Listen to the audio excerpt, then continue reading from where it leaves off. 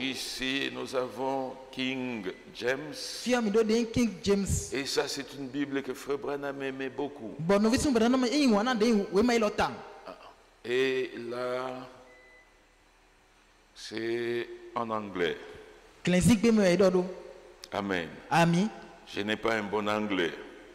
Mais écoutez ce que dit la Bible du roi Jacques. For the life of the flesh is in the blood. Okay.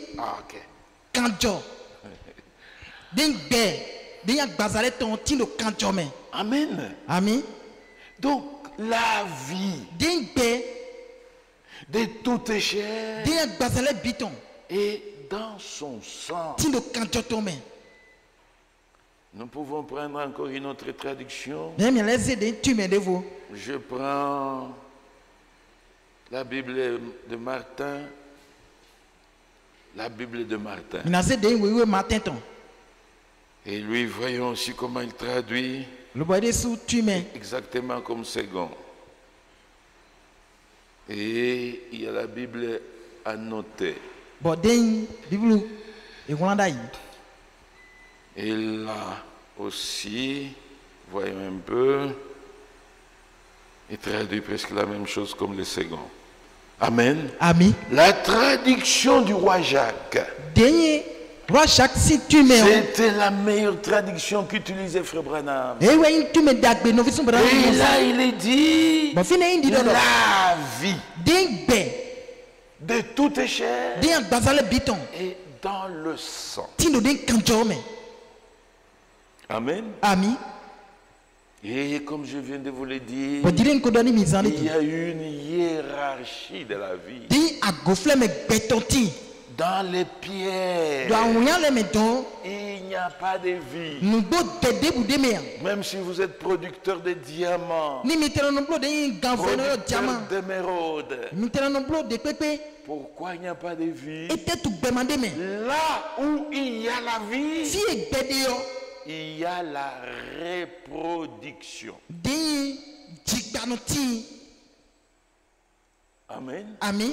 Oui. Mon au bas de l'échelle, la vie la plus basse, c'est la vie végétale. Amen. Amen. Les plantes se multiplient. Mais la vie qui est dedans, c'est la vie végétale. Ouvrez votre entendement. Au-dessus de la vie végétale vient la vie animale. C'est une vie parce que les bêtes se reproduisent. Au-dessus de la vie animale vient maintenant la vie humaine. Et les hommes se multiplient. Ils se reproduisent. Amen. Amen. Au-dessus de la vie humaine, c'est là qu'il y a la vie divine. Le péché d'Éden, c'était le péché des sang. C'est ce que Caïn n'avait pas compris. Dieu appelle Caïn et Ève. Et Abel. Il dit venez, offrez-moi un sacrifice. Alléluia. Un même message donné aux deux. Dieu n'avait pas expliqué. Dieu demandait un sacrifice. Caïn va vite à son champ. il prend le meilleur fruit. Qu'on ne vous trompe pas. Caïn n'a pas amené des fruits pourris. Il a amené le meilleur fruit. C'était aussi un adorateur. C'était aussi religieux. Il a dressé l'autel. Il a placé les bois. Il a placé ses meilleurs fruits. Avec tout leur arôme. Avec tout leur parfum. Il pouvait y ajouter le céleri. Le céleri. Amen. Ami. Il a ajouté, c'était un autel qui sentait bon. Et quand il offre, Dieu avait rejeté le sacrifice de Caïn. Et Caïn ne comprenait pas. Pourquoi Dieu avait rejeté son sacrifice? Mais Abel, par révélation, la véritable foi, la révélation. Par révélation. Il dit, si Dieu demande un sacrifice, il doit y avoir une raison. Ça doit être le péché d'Adam et Ève. Comment couvrir ça? Il est allé dans son troupeau. Il a pris son premier-né. Et il est venu l'immoler. Il a égorgé. Le sang a coulé. Et quand le sang coule, Abel fait son sacrifice. Dieu au ciel a agréé le sacrifice. Alléluia. Pourquoi? Parce que l'offrande d'Abel est un sacrifice sanglant. Amen. C'est un sacrifice sanglant. Alors Caïn, voyant que Dieu avait rejeté son offrande, au lieu d'imiter son frère Abel, lui était jaloux. La jalousie a entraîné la haine. La haine a entraîné le meurtre. Mais avant qu'il ne tue son frère, Dieu était descendu. Il appelle Caïn. Caïn, pourquoi tu le visage courbé? Pourquoi tu le visage abattu?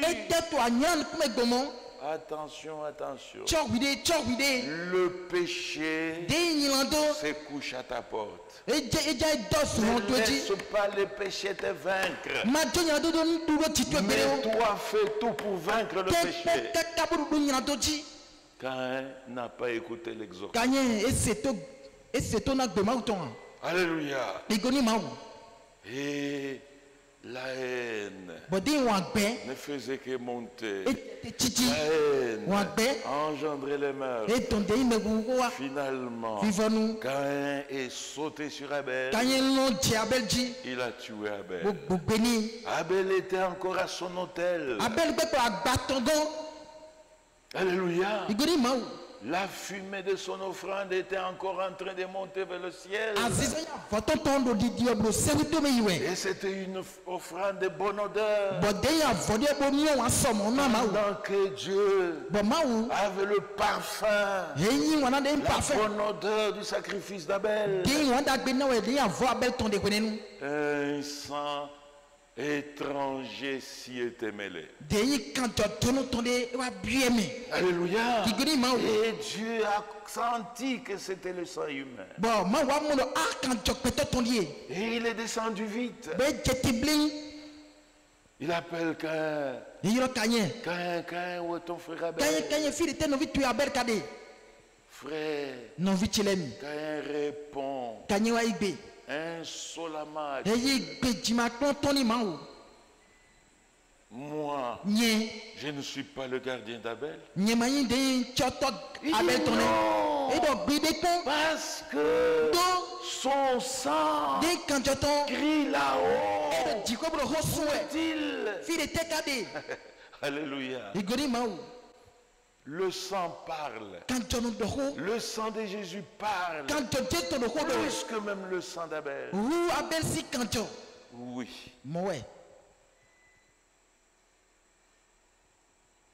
Caïn n'avait pas compris que le péché d'Adam et Ève, c'était le péché des sang. Et Abel, par révélation, avait compris ça. Oui. Mes frères, la vie est dans le sang. Toutes les religions, si belles qu'elles puissent être, quand elles ne sont pas fondées sur le sang de Christ, ce sont des religions vides. Ce sont des religions sans vie. C'est vrai. J'ai voulu frère Branham. Alléluia. Parce que si vous comprenez ça, frère bien-aimé, vous comprendrez pourquoi vous croyez. Dans sa prédication, la loi ou la grâce, frère Branham l'a prêché à Jeffersonville le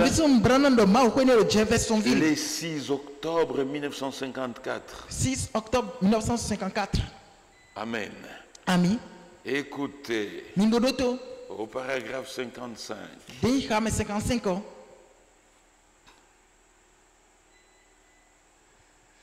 Oh, lorsque vous voyez les religions du monde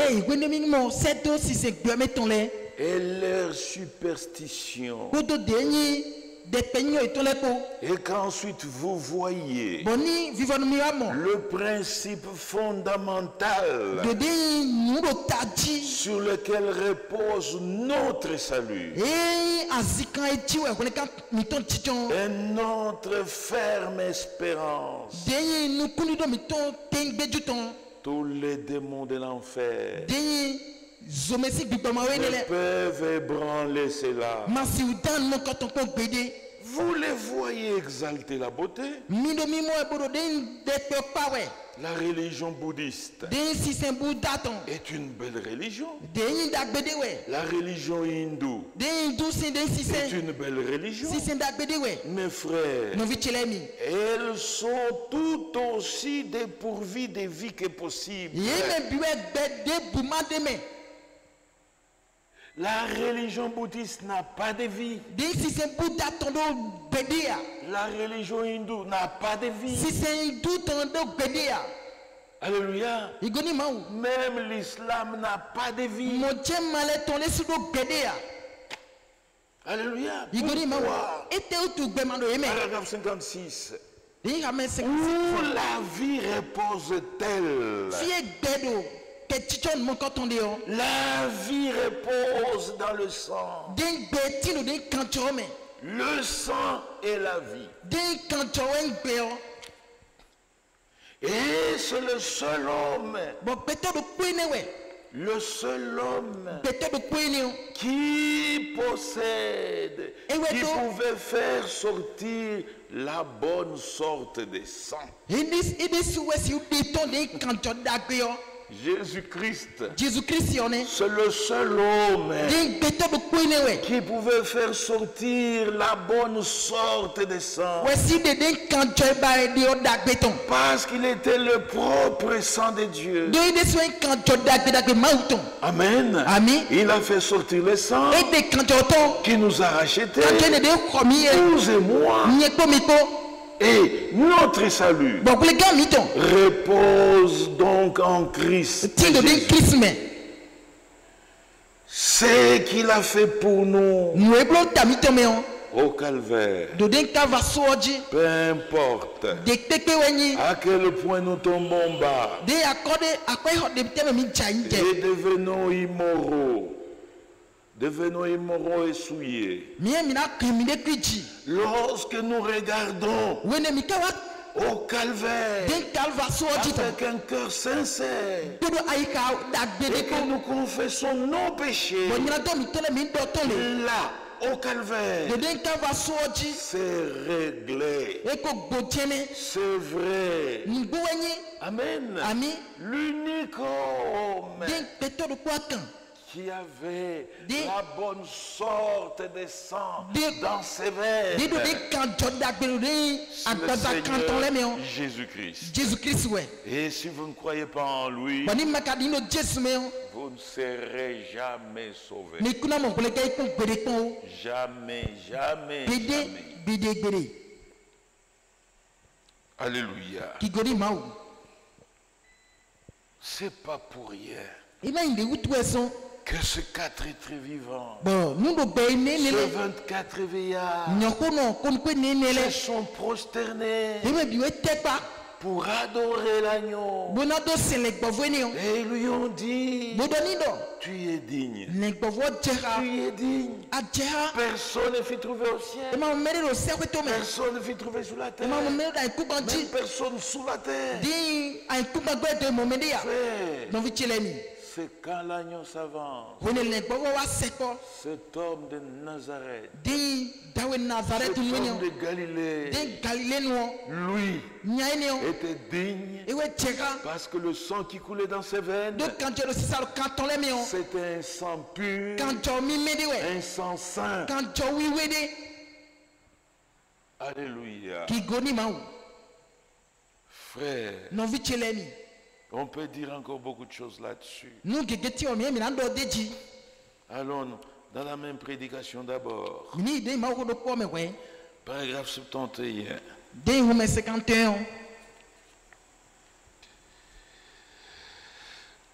La justice de la loi réclamait le sang. Et le sang des moutons n'aurait pas fait l'affaire. Le sang des boucs n'aurait pas fait l'affaire. Le sang du bétail n'aurait pas fait l'affaire. Mais le sang de Dieu lui-même a dû faire cela. Dieu a été fait chair, a vécu ici sur terre. Cette glorieuse personne qui tenait du sommet du mont Sinaï était alors ici en chair. Le Dieu qui était descendu ces jours-là sur le mont Sinaï, il y avait des tonnerres à la montagne, il y avait des tremblements de terre, il y avait des éclairs. Jéhovah était descendu là pour donner les 10 commandements, pour donner les ordonnances des lois justes. C'est le même qui est venu maintenant en chair. Alléluia. Participer aussi à la chair et au sang afin de payer le prix de notre rachat. Oui, mes frères. Oui, mes soeurs. Toujours dans la même prédication. Écoutez le paragraphe 97. Vers la fin. Maintenant, lorsque Jésus vint, voyez le sang de Christ. Voyez quelle sorte de sang était celui qui coulait. Le sang animal, la vie animale. La vie animale pour une vie humaine, cela ne pouvait absolument pas ôter le péché. Cela ne le pouvait pas. Alléluia. En Éden, Dieu avait immolé des bêtes. Le sang des bêtes avait coulé. Ces sangs-là ne pouvaient pas régler les problèmes du péché. Non, non, non et non. On a tué tellement de brebis, tellement de boucs, tellement de veaux dans l'ancienne alliance. Le sang animal ne pouvait pas sauver la vie humaine. Parce que c'est un sang inférieur et la vie qui est dedans, la vie animale, c'est une vie inférieure. Cela ne pouvait pas sauver l'homme. Paragraphe 98. Eh bien, lorsque Jésus vint, ce n'était pas seulement la vie humaine, c'était la vie même de Dieu lui-même. C'est ce qu'il y avait dans son sang. Jésus a amené le sang de Dieu. C'est pourquoi vous entendrez souvent Frère Branham dire: je ne suis pas sauvé par un sang juif. Je ne suis pas sauvé par un sang des nations. Non. Je suis sauvé par le sang de Dieu lui-même. Alléluia. Frère, dans le sang animal, il y a la vie animale. Dans le sang humain, il y a la vie humaine. Alléluia. Je pourrais même donner encore une parenthèse. Frère, pourquoi Dieu a dû recourir au sang animal? Pourquoi? Le sang animal est pur plus que le sang humain. Le sang animal est pur plus que le sang humain. Pourquoi? La Bible dit: l'âme qui pêche, c'est celle qui mourra. Amen. L'homme a péché et son sang était souillé. C'est pourquoi aucun homme ne peut sauver notre homme. Alléluia. Branham ne peut sauver aucune personne. Honte à ceux-là qui adorent aujourd'hui Branham. Malheur à ceux-là qui adorent Branham. Le sang de Branham est souillé. Souillé comme le sang de tous les hommes. C'est un fils, un père ivrogne. Alléluia. Comment vous pouvez faire ça?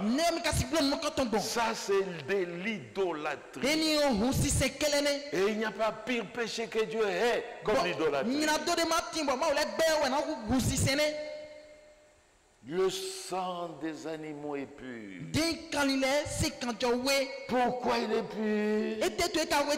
Parce que les bêtes n'ont pas d'âme. Les bêtes n'ont pas d'âme. Et comme les bêtes n'ont pas d'âme, les bêtes ne pêchent pas. Et leur sang est pur. Et Dieu a utilisé le sang animal depuis Éden, dans tout l'Ancien Testament. Mais la vie qui est dedans, c'est une vie inférieure qui ne pouvait pas revenir sur l'homme. Tu ne pouvais pas racheter la vie humaine déchue. C'est comme vous avez une dette de $2000, mais vous avez $50. Vous allez payer la dette comment? Alléluia. C'est une vie inférieure. C'est pourquoi il fallait une vie supérieure. C'est là qu'on cherchait un proche parent d'Adam qui est digne de s'approcher, de prendre les livres de la rédemption. Personne.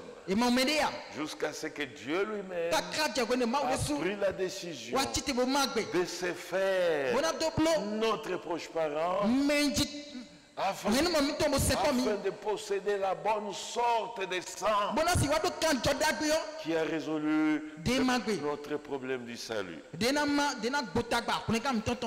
Oui. Le sang. Écoutez, frère Branham. On essaie d'aller vite. Hein?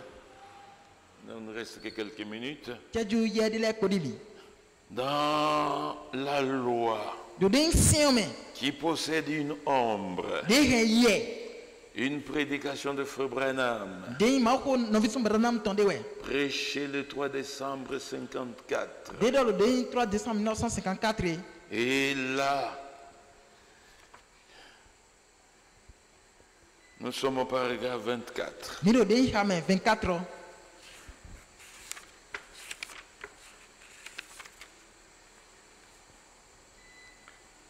Juste à la fin du paragraphe.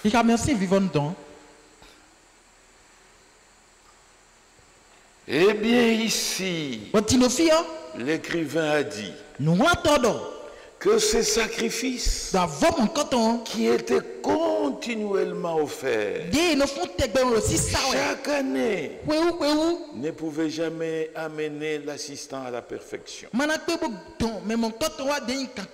On exigeait la perfection. Et le sacrifice d'un animal ne pouvait jamais amener l'assistant à la perfection. La vie animale, le sang des animaux, chèvres, brebis, moutons, ainsi de suite. La vie se trouve dans les systèmes sanguins. La vie se trouve dans la cellule de sang. La vie se trouve dans le sang. Oui, mes bien-aimés. Comme on l'a lu dans Lévitique. Et quand nous allons au paragraphe 42. Frère Branham dit.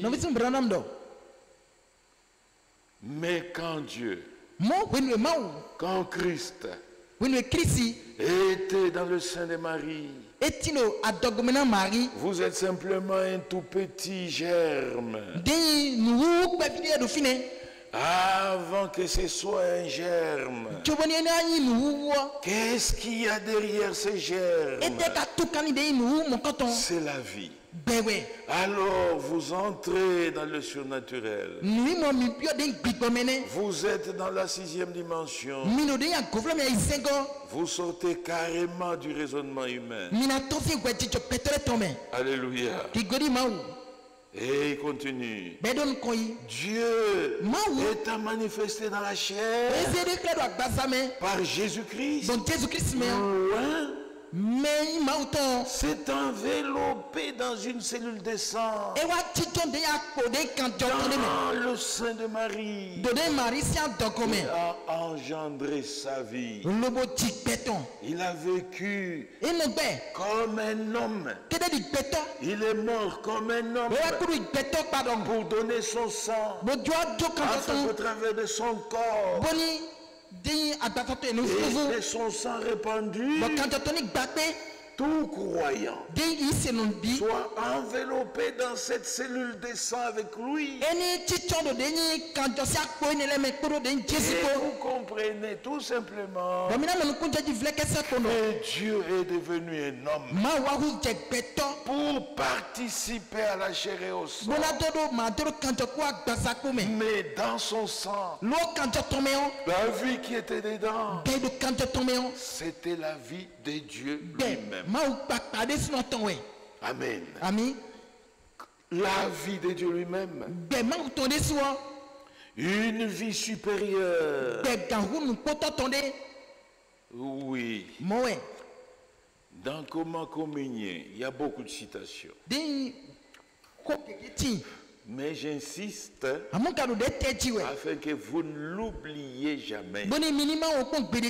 Notre religion à nous, c'est la religion du sang. Oui. Dans Comment communier, une prédication du 9 octobre 1955. Paragraphe 36.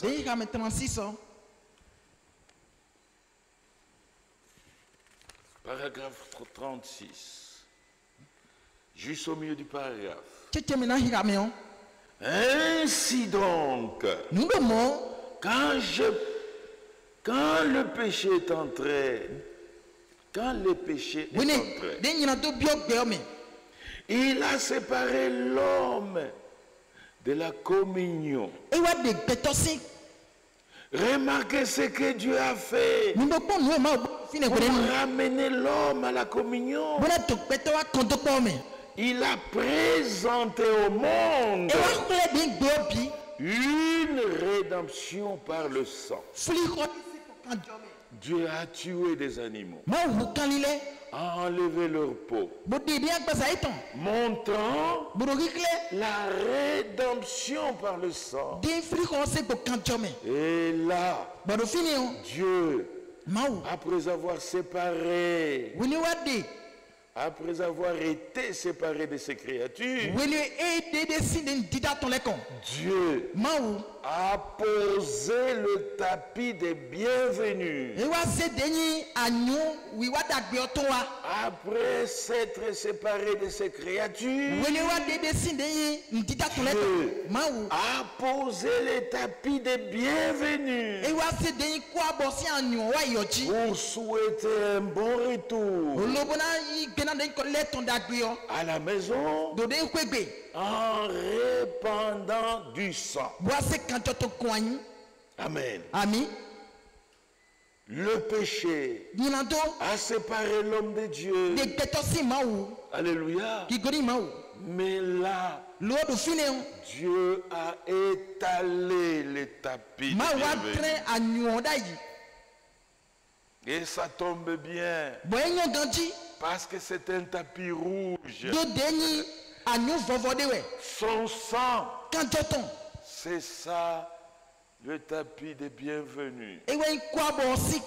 Vous voulez retourner à Dieu pour marcher sur ça. Et Dieu vous dit bon retour à la maison. Bon retour à la communion avec moi. Bon retour à la réconciliation.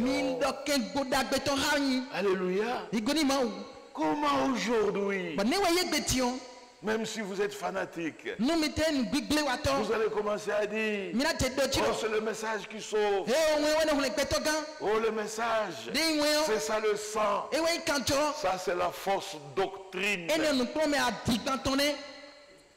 Alléluia. Comme une fois, Lubumbashi, on pose la question à Frère Franck. On pose la question à Frère Franck.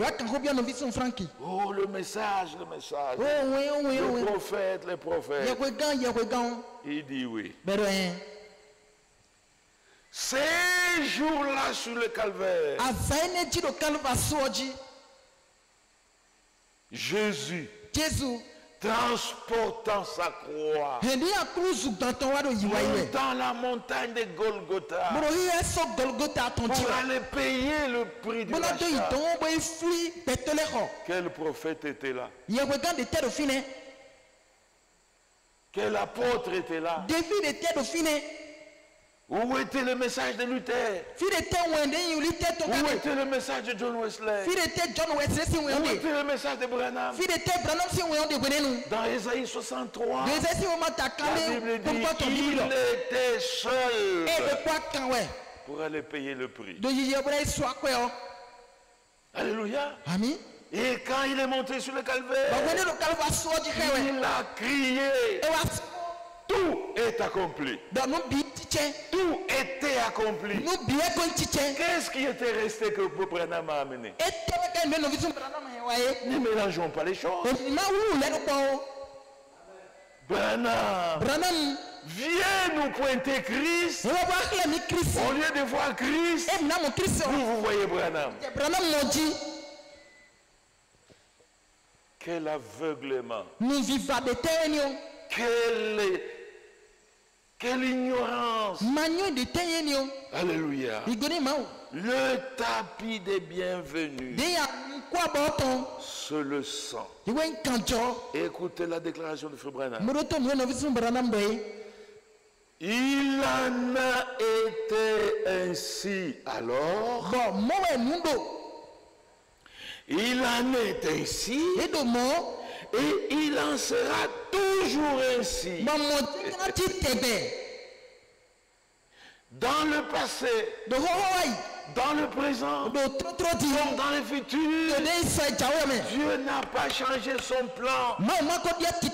C'est par le sang que tout pécheur retourne à Dieu. Que tout pécheur retourne à la communion avec Dieu. Oui, mes frères, les dispositions que Dieu prend pour avoir communion avec lui, c'est au travers du sang versé. C'est pourquoi Apocalypse chapitre 5, mes frères bien-aimés, c'est très très important. C'est là que la rédemption s'accomplit. La promesse était donnée en Éden. 2000 ans étaient passés. L'humanité était seulement dans la conscience et attendait la venue du Rédempteur. Dieu commence son plan avec Abraham. 2000 ans sont encore passés. C'est à la fin. Alléluia. Quand il restait encore 2 jours, comme dit la Bible, c'est alors que le Rédempteur est arrivé. Amen.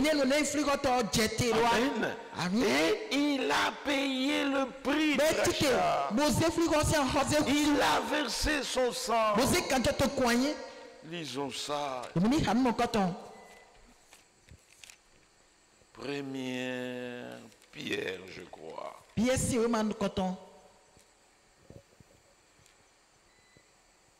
Ok. Dans 1er Pierre, chapitre 1er. Commençons au verset 17 pour que nous comprenions bien.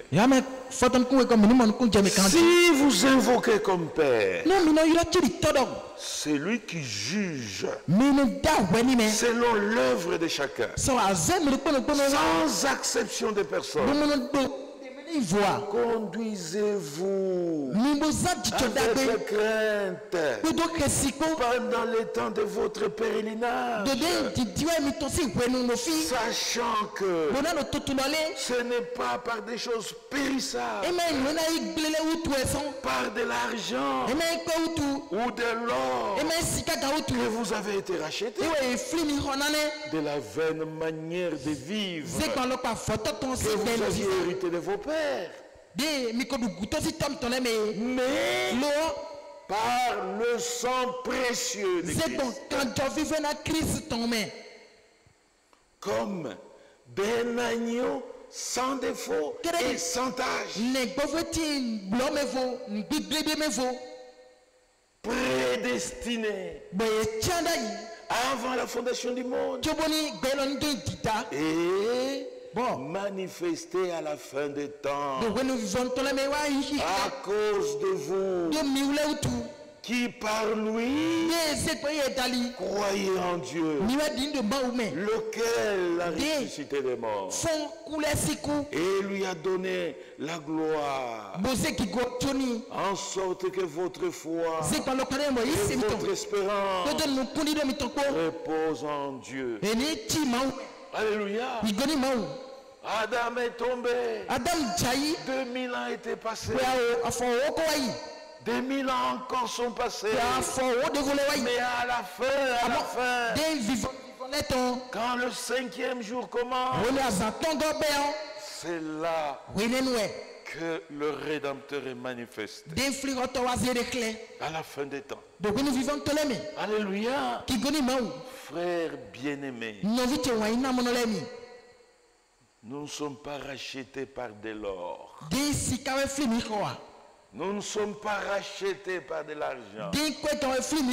Même pas par des choses périssables. Nous sommes sauvés par le précieux sang de Christ.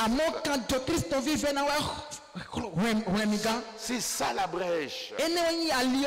C'est comme ça que même l'église pouvait maintenant commencer. Amen. Et personne ne peut enlever le sang de Christ dans son église.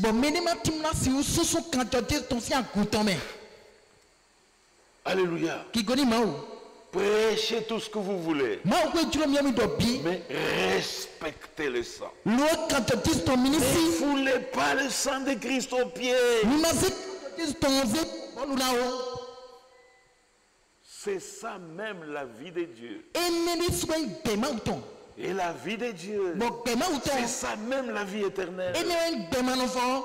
Je termine par ceci. Dans la divinité expliquée,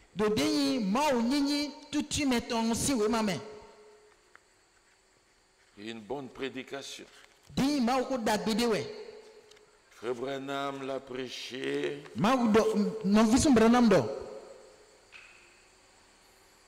Le Branham, non. Là, il a prêché ailleurs. Mais c'était le 25 avril. 1951. J'ai des problèmes de vue. Et comme la lumière n'est pas forte. Écoutez.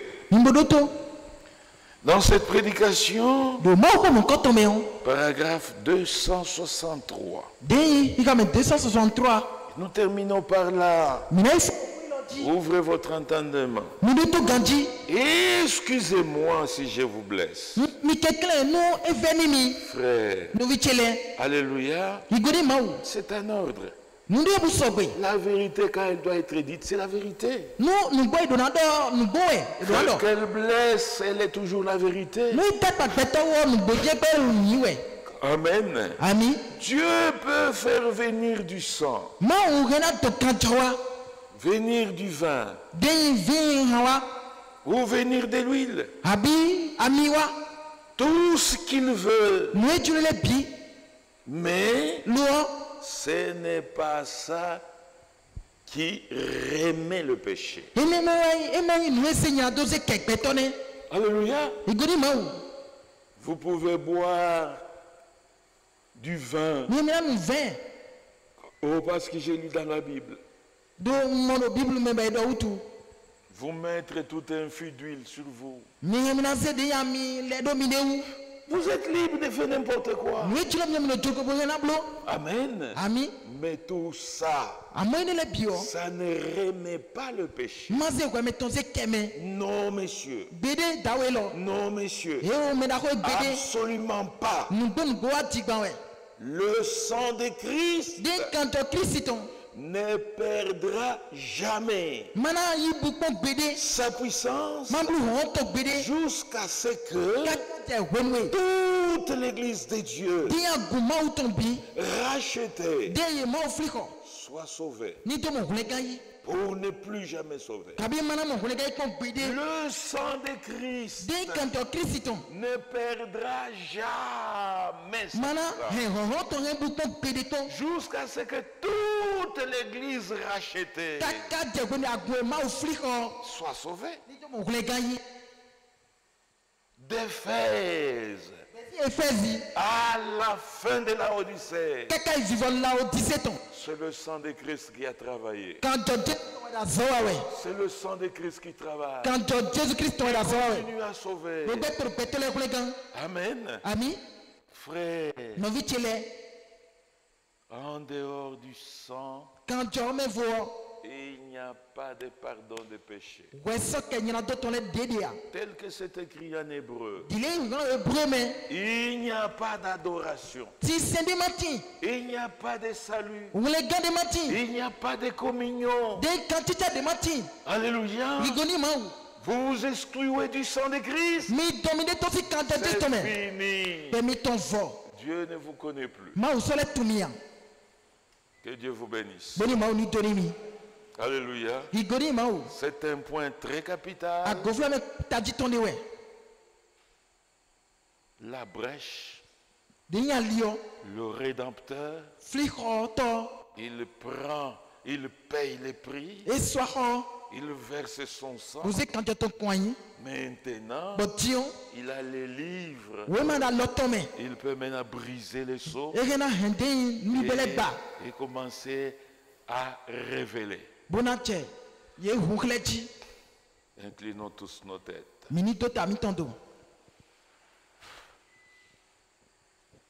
Je sais que c'est le sang. Je sais que c'est le sang. Je sais que c'est le sang pour moi. Lorsque j'étais perdu, à la croix il mourut.